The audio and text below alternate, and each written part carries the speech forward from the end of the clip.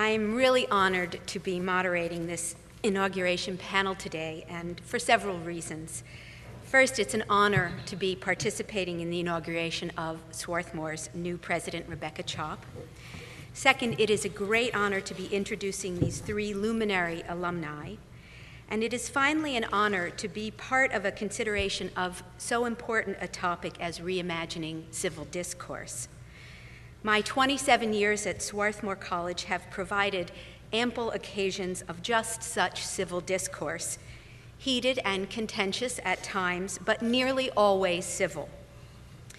As I'm sure you are all most interested in hearing what our three panelists have to say, I will keep my introductions brief, even as there is so much more that can be said about each one of them. Christopher Edley, Jr., class of 1973, is the Honorable William H. Arick, Jr., Distinguished Chair and Dean of Bolt Hall Law School at the University of California, Berkeley. He had previously taught for 23 years at Harvard Law School, where he was the co-founder of the Harvard Civil Rights Project. Chris's academic specializations include civil rights and administrative law, and among many publications are his books, Not All Black and White, Affirmative Action, Race, and American Values, and Administrative Law, Rethinking Judicial Control of Bureaucracy. Andrew Perrin, class of 1994, is Associate Professor and Associate Chair of the Sociology Department at the University of North Carolina, Chapel Hill. Andy's work focuses on political behavior and civil society, and he is the author of, among other works, the book Citizens Speak, The Democratic Imagination in American Life. Andy recently was awarded the University of North Carolina Hettleman Prize of Artistic and Scholarly Achievement. And finally, William Saletan, class of 1987, is the national correspondent for Slate magazine, currently writing the Human Nature column that focuses on science, technology, and life. He is Slate's chief writer on issues of biomedical ethics, including stem cell research, abortion, and genetic screening. Will is the author of the book Bearing Right: How Conservatives Won the Abortion War. We will begin today's panel with Professor Chris Edley.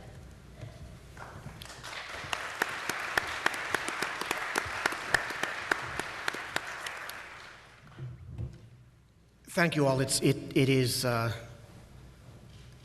just can't describe how wonderful it is to be back on campus every time I am here, which is not frequent enough.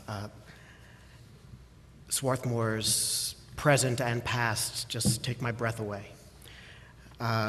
So I really appreciate the opportunity to be here, the excuse for being here. A week ago in Michigan, President Obama gave a speech that was in significant part our topic today. And he began by describing a couple of letters that he'd gotten from a kindergarten class, and one of the students wrote, "Do you work hard?" Somebody else wrote, "How do you do your job?" Somebody wrote, "Do you live next to a volcano?" And somebody wrote, "Are they being nice?" Well, it worked as a point of departure for him, so I might as well use it. Evangelical Christian preacher John Hammond walked into the square in Cambridge carrying a placard that said, "Jesus is Lord. Jesus is Lord. Stop immorality. Stop homosexuality. Stop lesbianism. Jesus is Lord." Jesus is Lord. 4 times, Jesus is Lord. A group of about 30 to 40 people surrounded him, started arguing vociferously. Things got a little heated. Some dirt was thrown, some water was thrown. Somebody tried to grab the placard. He stumbled backwards. A police officer came to him and said, "Please put down the sign, please leave." And he said no. Then a few of the people who were offended came to the police officer and said, "This is an outrage, this is humiliating, this is horrible, you've got to do something." So he went over to Hammond, asked him to leave again. Hammond said no, so the police officer arrested Hammond. He arrested him for provoking violence, an offense under the Public Order Act of 1986. That's a statute that makes it a crime to use, quote, any threatening, abusive, or insulting words of behavior, or to display signs or other visible representation which is threatening, abusive, or insulting within hearing or sight of a person likely to be caused harassment, alarm, or distress thereby. Now, the key element of the crime is intent to be threatening, abusive, or insulting, or awareness that what you're doing may be so. Hammond was unreasonable, found the court. He was convicted, his appeals were denied, he was fined. This is a true story, except that it was not Cambridge or even Berkeley. It was Bournemouth. The statute was an act of Parliament, and the fine was in pounds rather than in dollars. The court held that it was not a violation of law in the UK or under the European Convention on Human Rights. But the United States is different. In fact, the United States indulges in a little bit of free speech exceptionalism relative to other democracies. In the United States, Hammond's behavior would have been clearly protected, and far worse speech would also have been protected from government interference under the First Amendment. We protect group defamation within public discourse. We even protect defamation of an individual if that individual is a public figure and the defamation is not in reckless disregard of truthful facts. So opinion doesn't matter. So I have three questions. First is, would our laws, so permissive of abusive language and behavior, would our laws provide adequate bulwark against a Kristallnacht horror directed at immigrants in Arizona or South Carolina or Philadelphia? And if not, then what would? Second, assuming arguendo that incivility, vitriol, and bombast have polluted our discourse such that our capacity for democratic self-governance is injured, you know what I mean. The president is a foreign-born Muslim intent on coddling terrorists and establishing atheistic socialism as a state religion. It's begun already with the government's takeover of Medicare.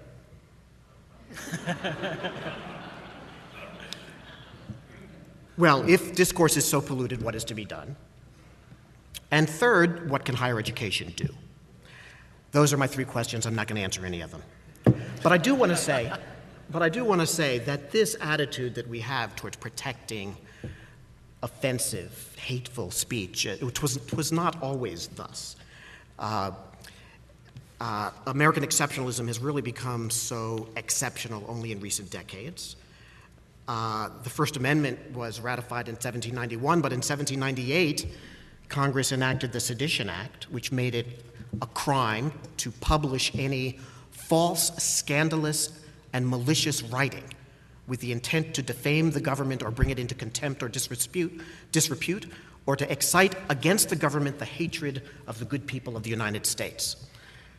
This was adopted in 1798 to destroy the cable talk show industry. Unfortunately, it was repealed a few years later.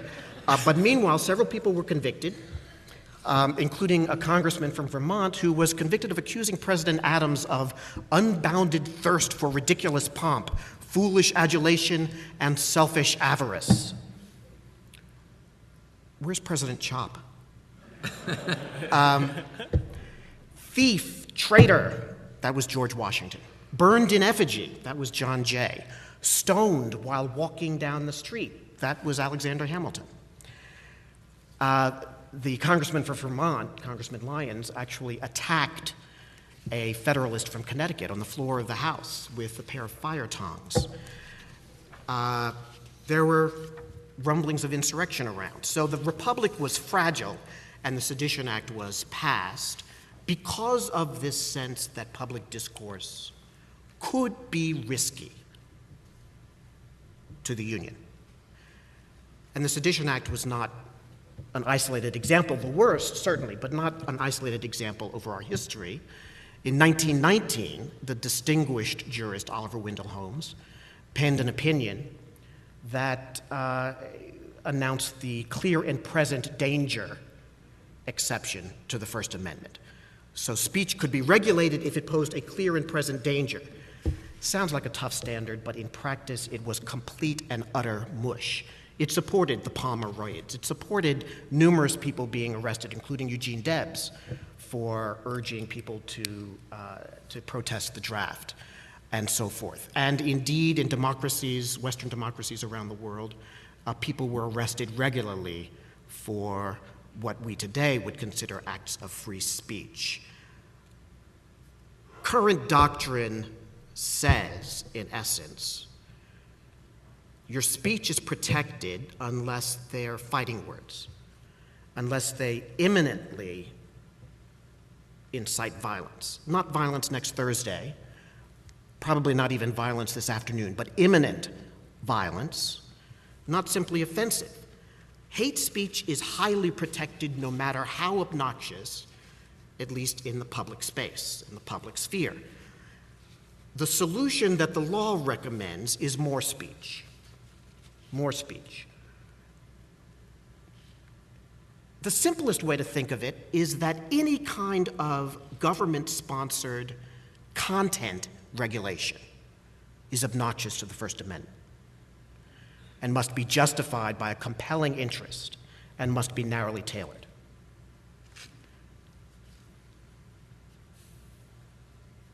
That means I could pass a law that says you can't shout down a speaker, provided it applies to everybody who's shouting, not just people who are shouting things with which the government disagrees. Now, the point to emphasize here is that more speech doesn't mean neutrality by government. Don't confuse the First Amendment's restriction on government action in the case of free speech with the Establishment Clause against a state religion. For government and for leaders of private institutions, believing in the importance of free speech, believing in the importance of free and vigorous dispute doesn't mean that you have to stand mute. You're free to argue your point of view. Even if you're the government, you're free to argue your point of view. You're free to condemn hate speech, but you cannot regulate it. So if the law will not regulate the civility of our discourse, how can we get from where we are to where we need to be? I have 3 suggestions for how to go about a strategy of citizen-created, popularly enforced, if you will, code of discourse.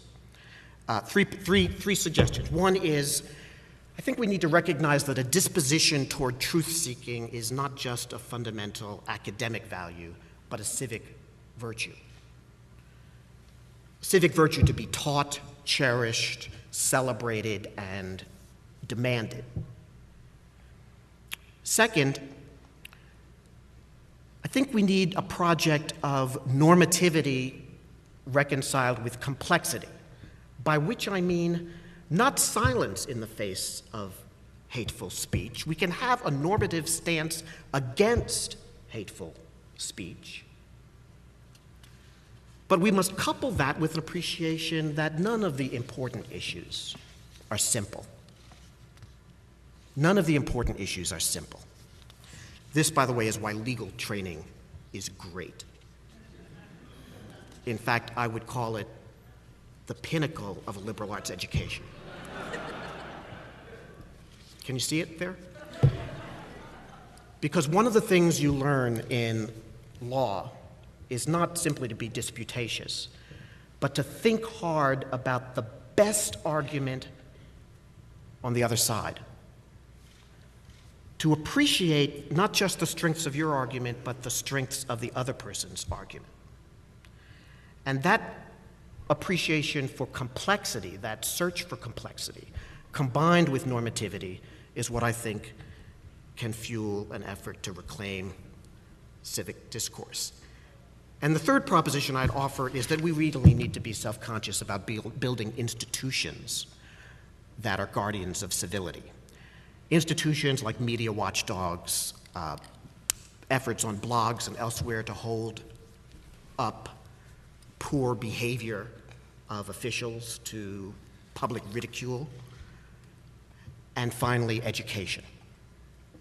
So let me close by simply saying that we should view liberal arts education as a critical institution, not just because of its academic disposition towards truth-seeking, but because in a liberal arts education, one can learn to marry normativity with an appreciation for complexity. One can learn the importance, the value, the necessity of understanding what is being said by the other. I'm often asked how one goes about building a sense of community over controversial matters, and I usually close by saying that the trick in this, even if you're dealing with anybody short of a psychopath arguing about something important, is to work really hard to try to discern the kernel of truth in what the other person is saying. Because if you do that, then you're in a position to demand that they do the same toward you. And that's the beginning of civility. Thank you.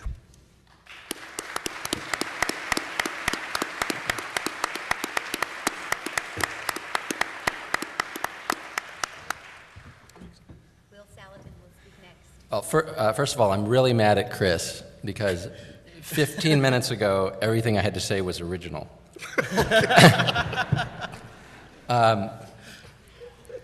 But I also wanted to say, Andy was very nice to me. He sent me a note before we got here, and he said that he had read my book and he really liked it, and in fact was planning to assign it to some of his students.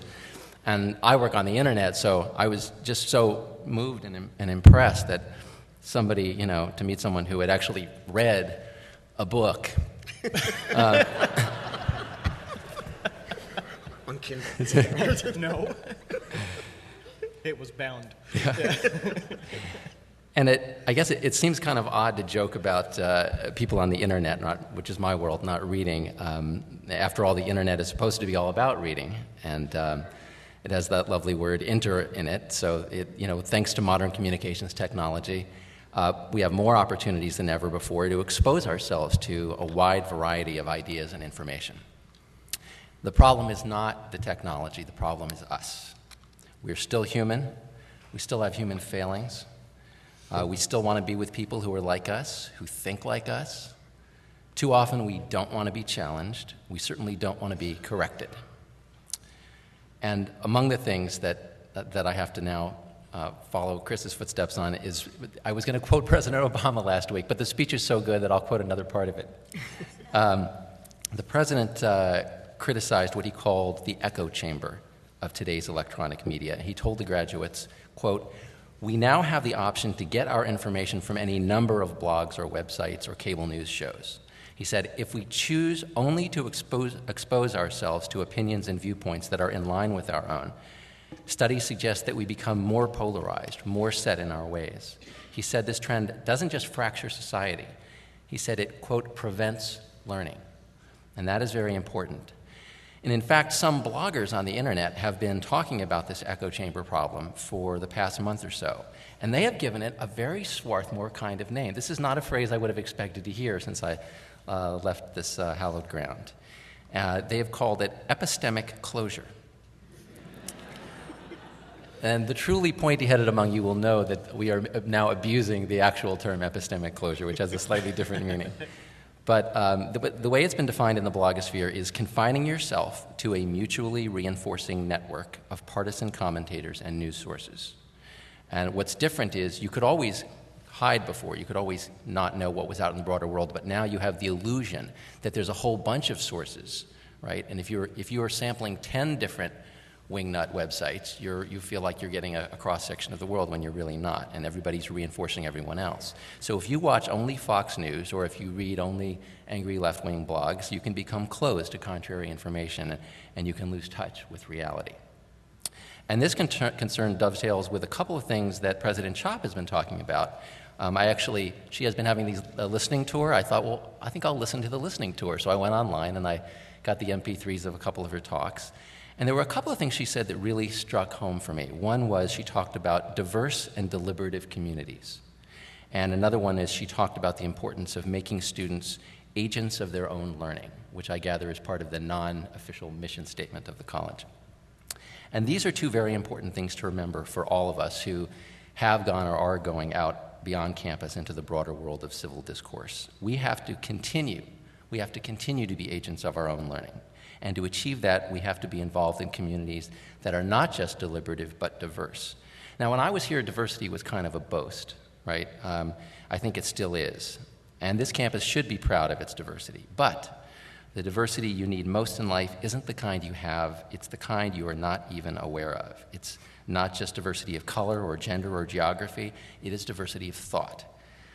It's the diversity of including the opinions that you and the people around you have never felt the need to take seriously. And I actually wrote about this problem of epistemic closure last week in Slate. And what I wrote about was this problem among conservatives, because that was what the conversation in the blogosphere was about. And I got lots of liberals coming into our comments forum afterward to cheer me on for criticizing the right. So now I want to turn the tables and focus a little more on the epistemic closure of the left and of liberals. So I want to throw some ideas at you and some rules that might help you to seek diversity in your exposure to ideas and to always be an agent of your own learning. First of all, number one, and I'm going to take this one from Chris again. He said you have to pay attention to the best argument. You have to find and heed and take seriously the best arguments on the other side. And that is a piece of advice you can accept even if you think you are right about everything. If you don't seriously consider your opponent's best arguments, you won't be able to answer them. And if you don't engage people whose premises and perspectives differ from your own, you'll never learn to persuade them.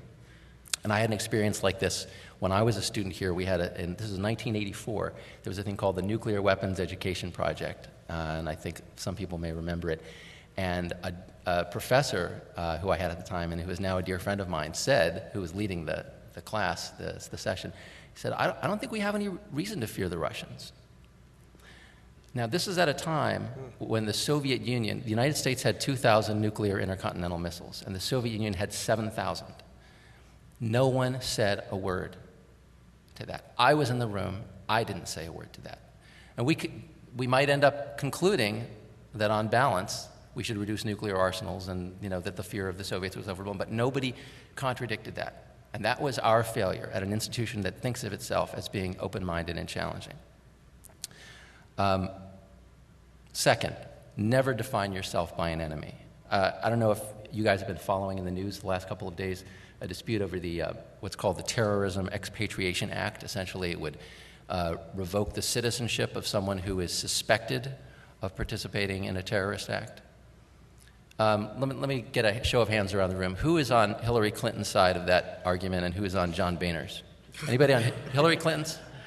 Hillary Clinton? Anyone raise your hand? Yeah. No? John Boehner? No? You guys are wise to keep your hands down. Hillary Clinton's position is she's sympathetic to this idea. John Boehner said, it's kind of hard under the Constitution to do that, to take the Bill of Rights to somebody on the basis of an arrest or a suspicion.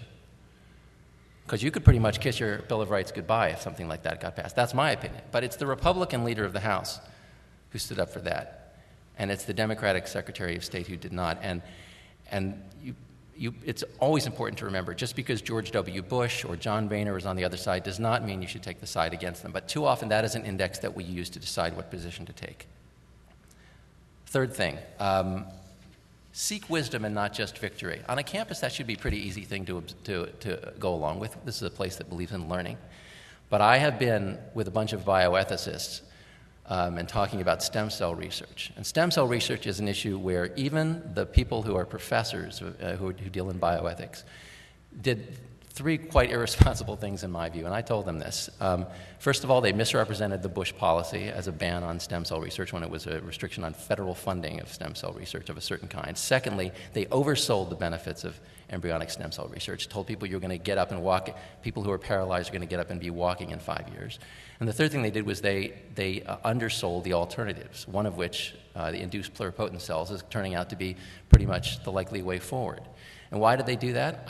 I said to them, you did this to beat the brains out of the Republicans, didn't you? Because you've been beaten up for the last several years, and you decided you had an issue that was a winner in the polls, and you were going to beat them up with it. And I got laughter in the room. They knew that that was what they were doing. They were playing politics instead of seeking wisdom. Fourth thing, distrust polarization. And I think, again, I'm echoing Chris, who talked about searching for complexity. I have been accused, I've been called this lovely term on the internet. If you know the phrase concern troll? A concern troll is someone who comes in pretending to be an internal critic and is actually from the enemy camp, trying to undermine your beliefs and your solidarity. So what I did was, I said, I believe in the right to choose abortion. I don't think it should be outlawed. It's your choice. But on the morality of the question, I said, we have too many abortions in this country. We have abortions that we don't need to that don't need to happen. And the number one thing we can be doing about it is better birth control, better access, and better use. So I have a very unconventional view about it. But because I said there was a moral problem with abortion, I got called a concern troll, and this went all over the left-wing blogs. So I know this is a real problem. Just dismiss this criticism. It's not coming from inside. It's coming from the enemy camp, and you can ignore it. Fifth thing, look in the mirror. Okay, after I wrote this thing in Slate, we had 226 comments to this article. Most of them were conservatives saying they are, basically they could ignore what I had to say because it was just another left-winger. Okay, and then the rest of it was liberals saying, yeah. Look at yourself. And look at the academy. Some of the worst bloggers out there in terms of fomenting ideology and ignoring the other side are professors. They have blogs. I think I have some who have been associated with, one who was with Bryn Mawr, another one at Berkeley. There's just more that I can count. The professors think I can go on the blog and I can be a screaming lunatic. You have responsibilities, and they extend out in the rest of the world. A sixth thing, beware abstraction. You can't just be against capitalism, against imperialism, against religion, and try to dissolve any specific issue to that abstraction and brush it off accordingly. Okay? You have to pay attention to the specific issue. There are many kinds of religion. Not all religion is bad. Not all is wrong. The civil rights movement on the back of religion, things like that happen. A seventh thing, test your theories. President Chop talked in one of her talks about different modes of inquiry, and science is a different mode of inquiry from the humanities. That may be true, but I think you should, no matter what field you practice in, you should consider all modes of inquiry. And I think the scientific mode should be brought into political discussion if it isn't already there. And your theories should be made testable. Larry Summers got in a lot of trouble at Harvard for talking about gender differences. But what he raised are empirical questions. And those should be discussed empirically and not just brushed off because they are unpopular. I told Andy that the one thing I felt remiss about was that I didn't have any data to go with this talk, but it turns out I do have some data. What I've just told you, I wrote this piece in Slate, it was called Bubble Think, and the subhead was How to Escape a Partisan Echo Chamber. It was put in Slate at 8:30 in the morning. By the end of the day, it had 14,000 hits. Okay, 2 weeks before, same day of the week, Monday morning, 8:30 in the morning, I posted a piece called Hegemoron. And the subhead was Sarah Palin's Ignorant Imperialism. By the end of the day, that piece had 99,000 hits. Okay, that tells you what the internet is like. That second piece went all over the internet because it beat the dickens out of somebody, and one side felt that was good to spread. So the last thing I'm going to leave you with are some ideas that you won't want to hear that come mostly from the right in this country, and I hope you will take them with you. Think about them. Number one, that the genius of the American founders was not in creating a utopia, but in designing a system of checks and balances that has prevented utopians from inflicting their bad ideas on the rest of the country. Except in Berkeley. Yes, and except in Berkeley. Number 2, that most people will do as little as they can get away with, and that this fact of human nature must be taken into account when we create welfare programs and government-funded jobs, and corporate welfare. Number 3, that the use of force, including unilateral action by the United States, is sometimes necessary to protect human rights or to defeat military threats. Number 4, that children do better in two-parent families than in one-parent families, and that public policy should favor and facilitate marriage as a foundation for raising the next generation. Number 6, that capitalism is the worst economic system in the world except for all the others. Number 7, that it is wrong, or at least bad, to reject a college applicant or a job applicant on the basis of race, even if you are trying to compensate for past racial discrimination. What am I on number 8? 2 more. That government, like other large organizations, will grow, consume more resources, and claim more power unless it is constrained from the outside. And last, that abortion is the killing of a developing human being, if not a person, and that while abortion is often the lesser of 2 evils, it is always a tragedy. Those are not things that you'd like to hear, but I hope that that is why you will think about them and always be agents of your own learning. Thank you.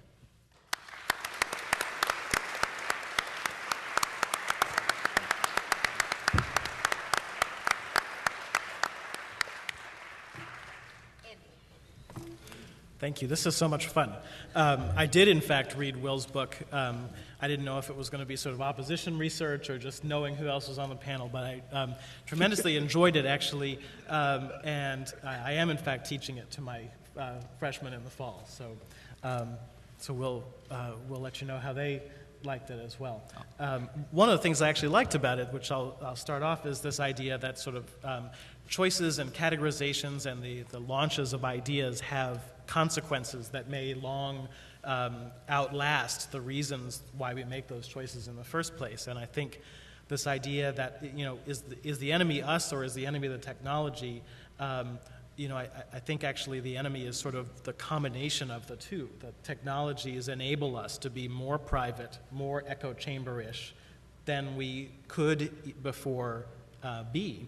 And so, sure, there's an element of the tendency to privatize, but there's also the development of technologies that help us implement that preference. Anyway, there's a certain irony, I think, to my coming back to Swarthmore to talk about civil discourse. Civility wasn't exactly my reputation while I was here. I was much more of a conflictual activist type, and the register in which I tended to speak and write was indignation, anger, offense.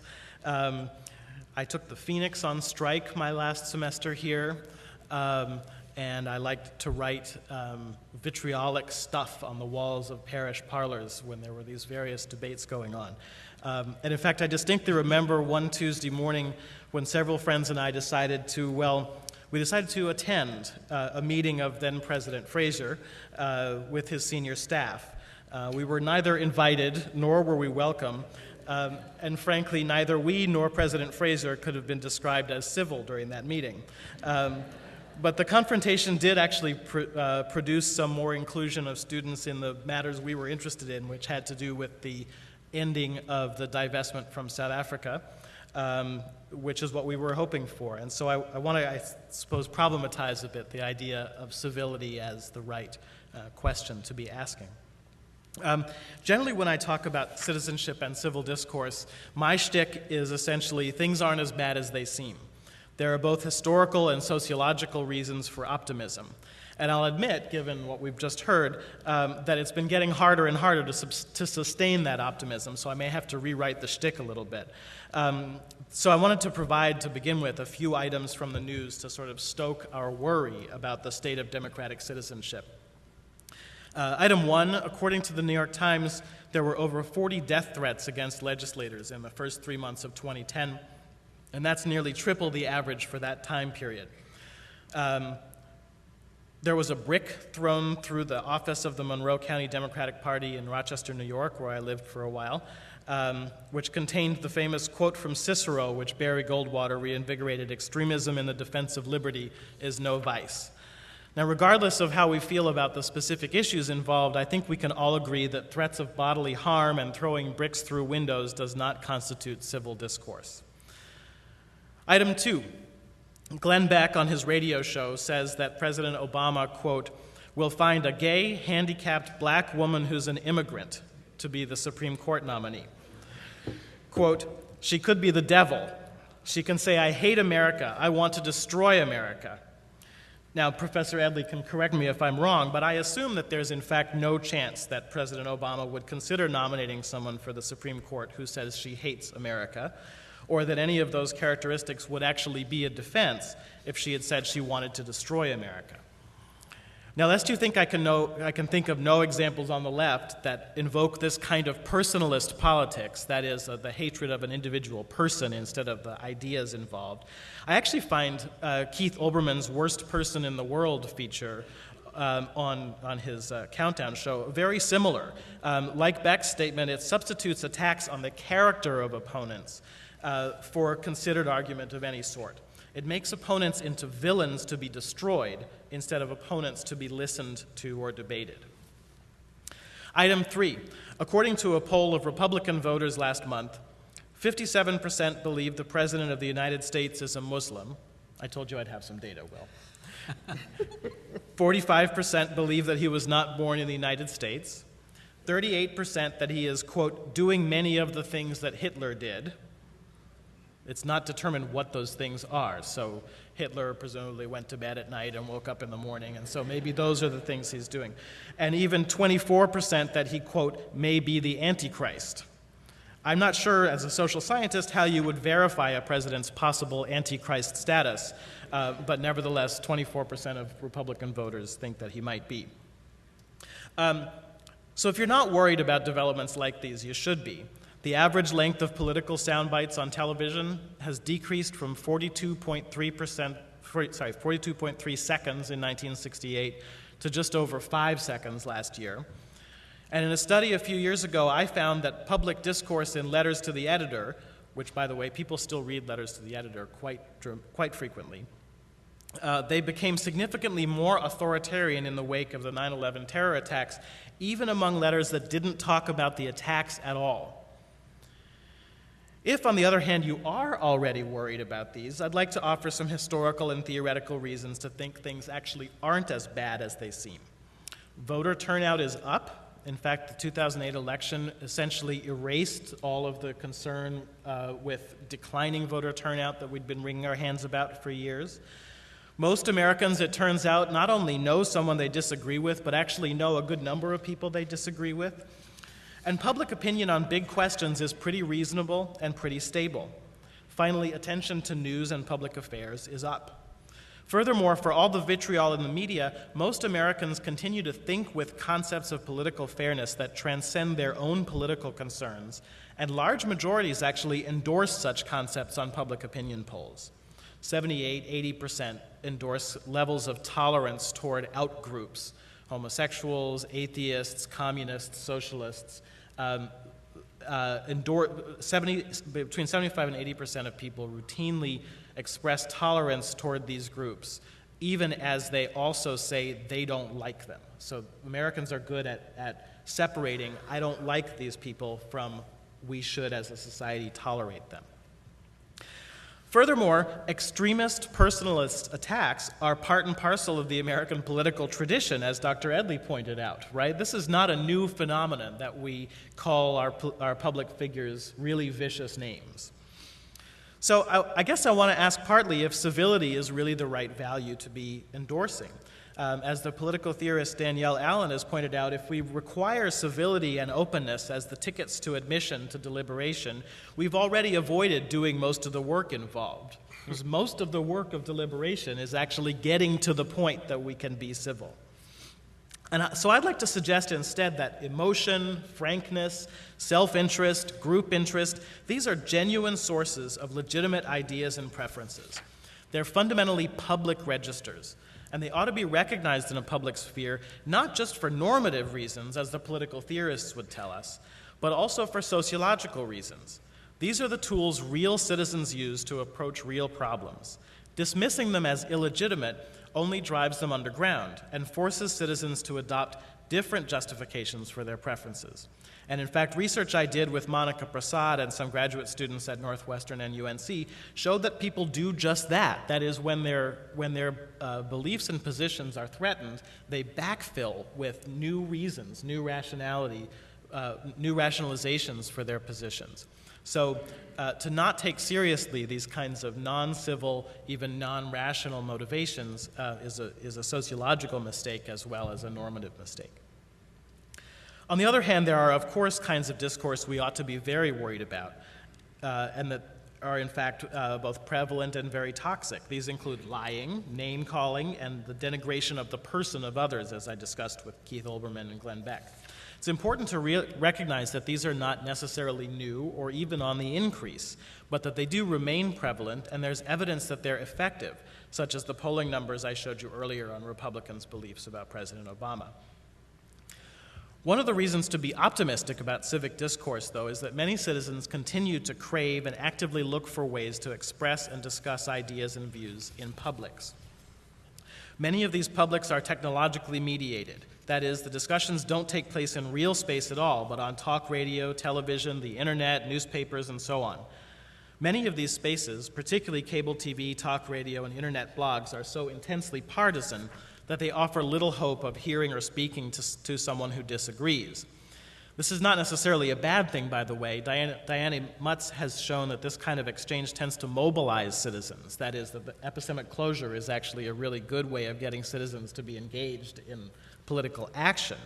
But it's a central area of concern because if there are literally no spaces in which to counter bad speech with good, then the strategy of countering bad speech with good becomes tremendously more hard.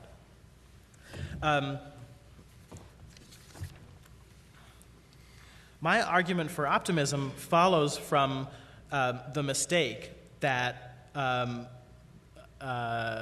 political actors seem to believe that we can fool people into believing things they don't actually believe through careful manipulation of propaganda.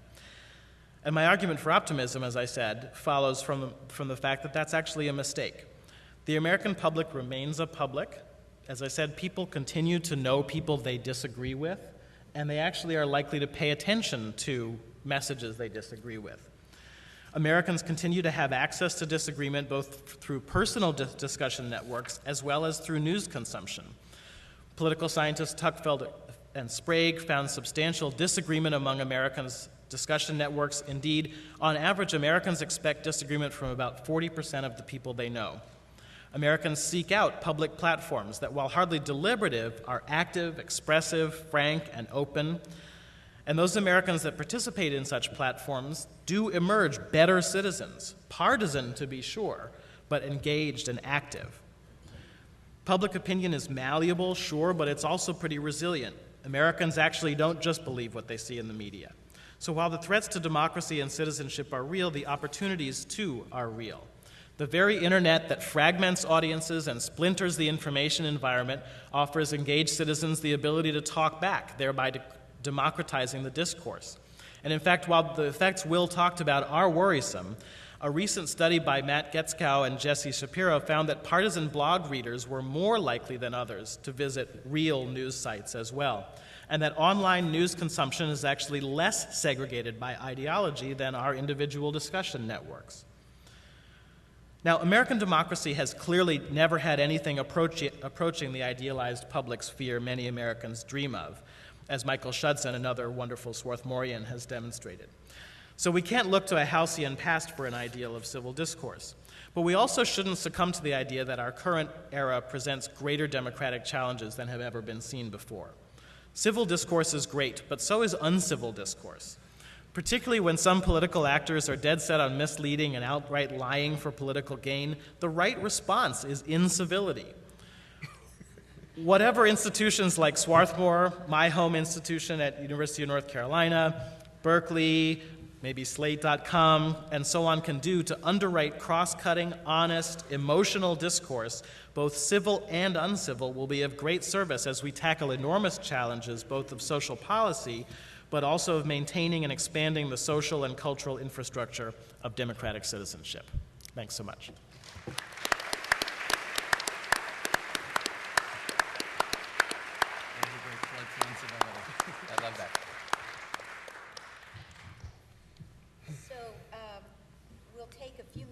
to allow the panelists to perhaps respond to each other, and if you all have questions, I think people are about to come around and collect them, and maybe I'll have a chance to read one or two of them. So as we commence our conversation here, you can deliver your questions to those who are collecting them. Guys, take it away.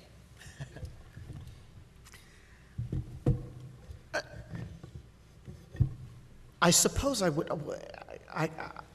wouldn't argue that incivility is totally lacking in benefits.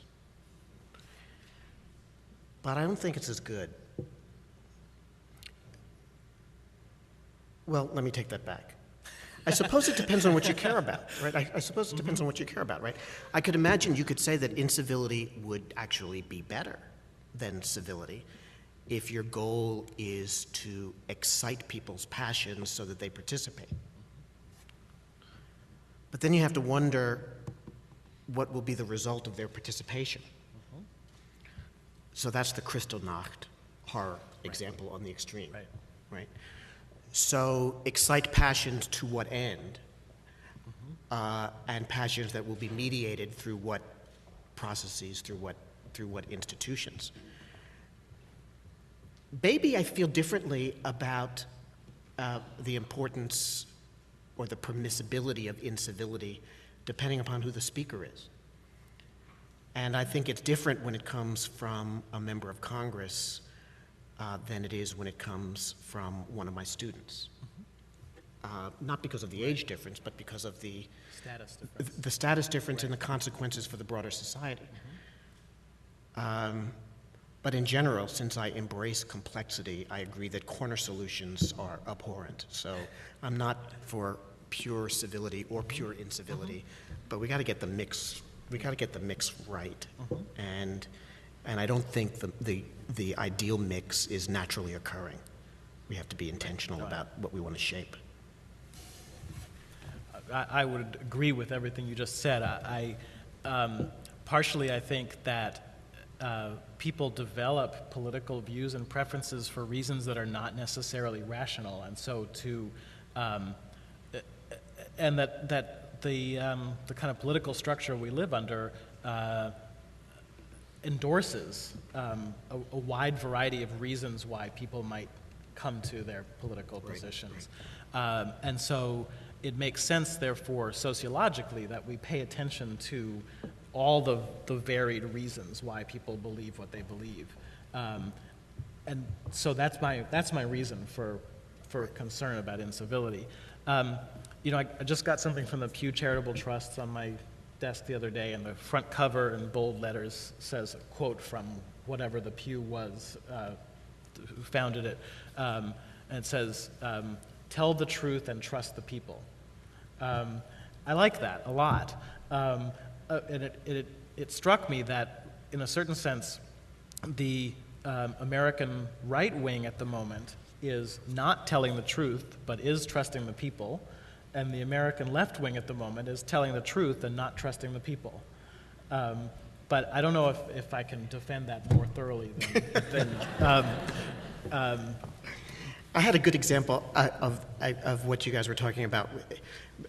A couple of people have already mentioned to me that they know that my law school, which, by the way, is the best law school in the solar system, has that we have an alleged war criminal on our faculty, John Yoo, who, while on leave in the Justice Department, was the author of the memoranda on torture. So there's obviously quite a bit of consternation about all of this. But as evidence of the fact that I have the best law school in the solar system, my students totally get it, in the sense that there is a very strong and vocal anti-torture kind of coalition thing. But many of the people in the coalition are enrolled in John Yoo's class, which is always oversubscribed, and vigorously defend his being on the faculty because they love to argue with him. And they want to be really good. This is they know that there are probably 3 justices on the Supreme Court who think about presidential power and international human rights the way John Yoo does, and they want to understand it because they know that it's going to be their responsibility to deal with it in the world. They don't want epistemic closure. They want epistemic engagement and openness, which shows a bravery that I find quite admirable. May I read a question? Did you want to say something, Will? Did you No, want to go jump ahead. in? Go ahead. Okay, well, I have to say I'm really glad that most of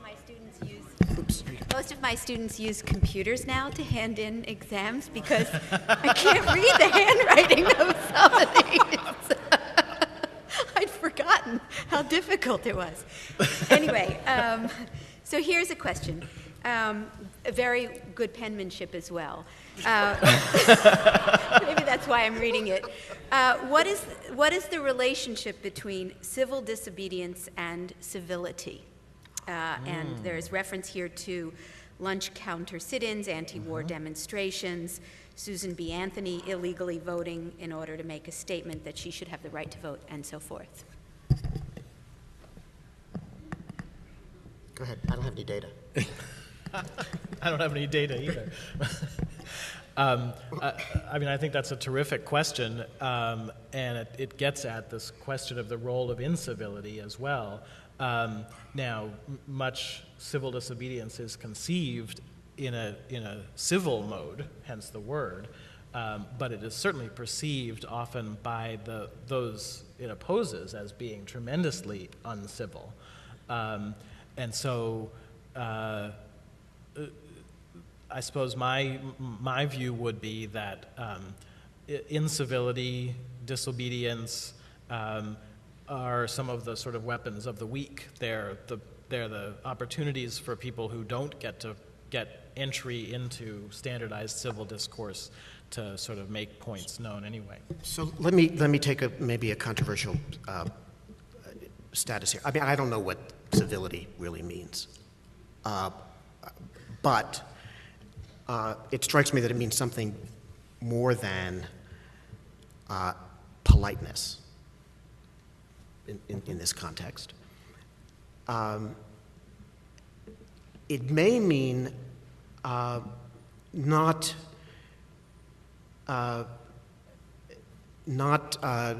disruptive in an operational or material sense, not disruptive. If that's what it means, so you can be disruptive intellectually, but not in the sense of you're not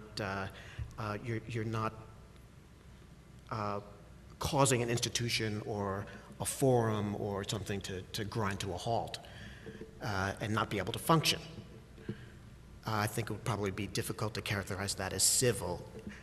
So the interesting thing about civil disobedience, or many forms of civil disobedience, is that they're polite, but they're disruptive. They can be disruptive. In fact, lots of forms of civil disobedience, the very point is to bring something grinding to a halt. Sitting down in the middle of a major thoroughfare or something of the sort.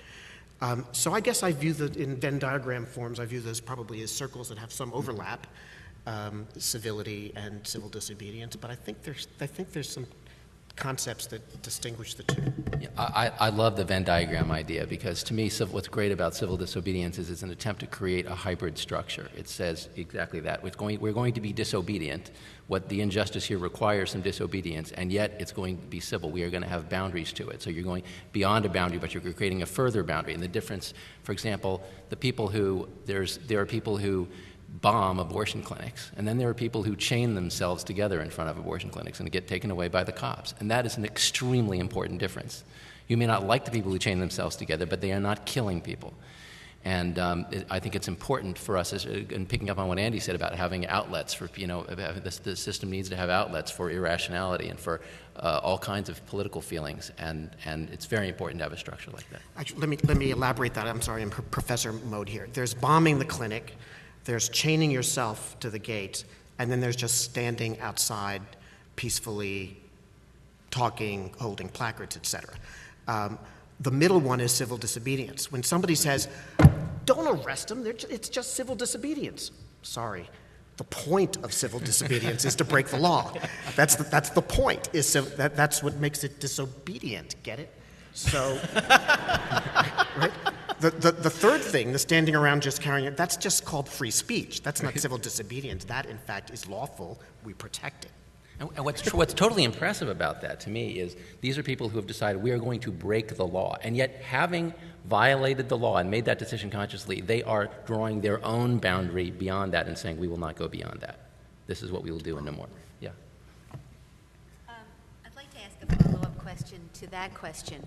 And that takes us back to the media and the technology. What constitutes civil disobedience, virtual civil disobedience, I guess, is a question. Can there be such a thing when it is all on the web or? The DNS, there was a DNS example recently, right? I think there was a massive DNS attack recently that some people characterized as civil denial of service. Well, somebody's bombarding you with, They're shutting down somebody's website because you were protesting their behavior or something. I can't remember the example. Oh, I'm sorry. Chris was talking about a you weren't DNS. supposed to hear that. Chris was talking about a DNS attack, the idea of bombarding somebody's server, taking them offline, essentially. They can't be reached, and you're doing it out of protest over something. And sometimes people on the internet do such things, saying, we're the people who are doing this, and here is the reason why we are outraged at your behavior on blah, blah, blah.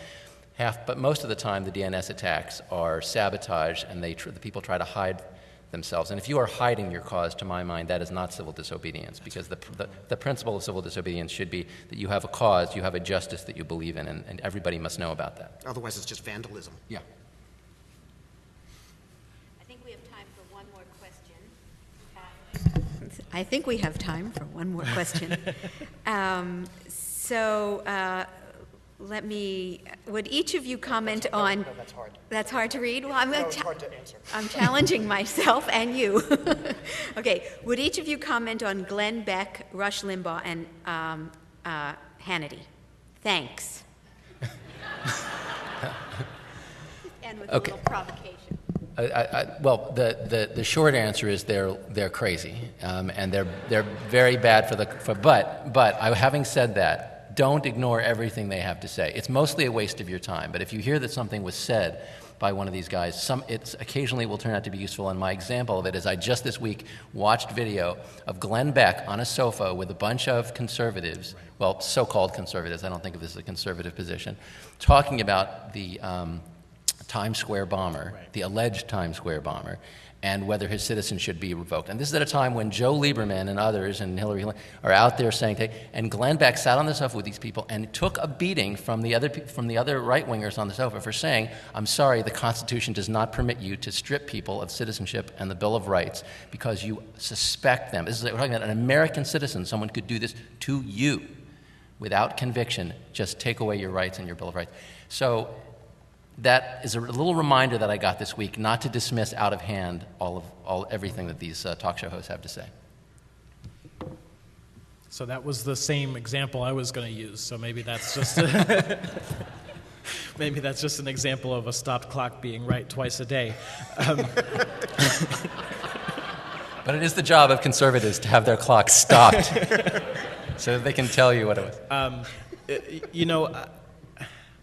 I actually think that political participation is a good in itself, even if it is directed poorly and even if the information being provided is hopelessly irresponsible, as is the case, I think, with all three of these folks. So as a matter of political text, I think all three of these the examples are so irresponsible that they ought to be dismissed.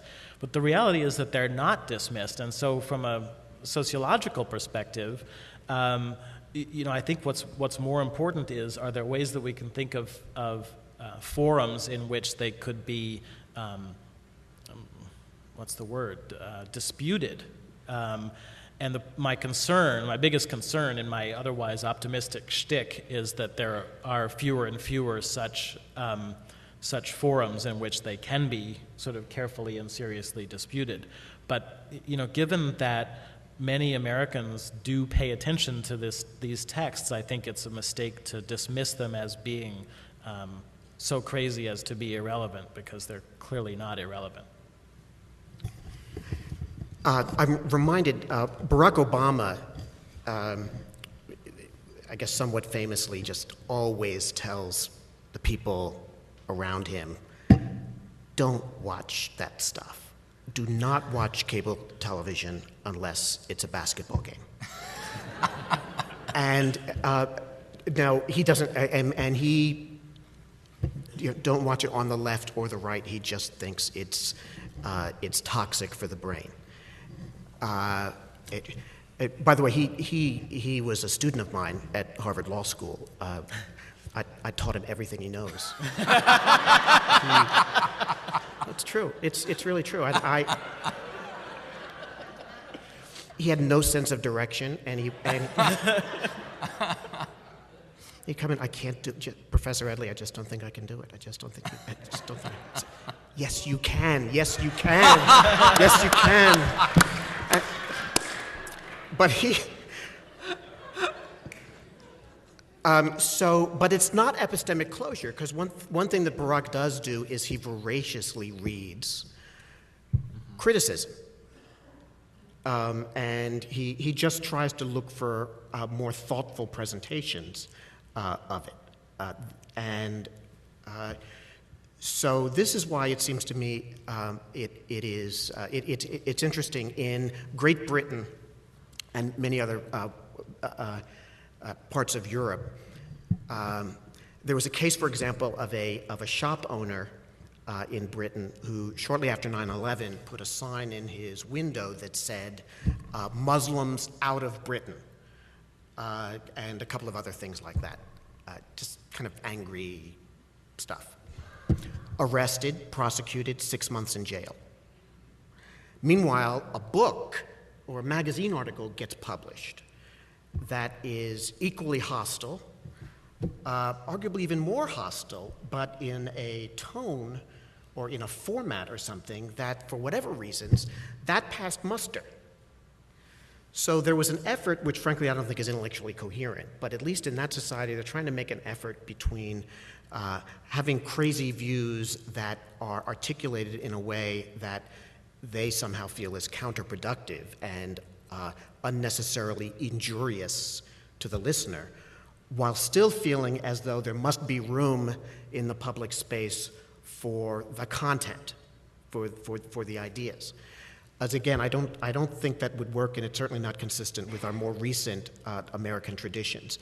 But as a non-governmental normative proposition for the League of Women Voters, the idea of saying that there are better ways and worse ways in which to conduct public affairs. And some of the behavior we observe is stuff up with which we should not put. And so there's some intellectual work to be done to try to identify where there might be some dividing lines. Again, not for purposes of government regulation, but for purposes of civic mobilization and normativity.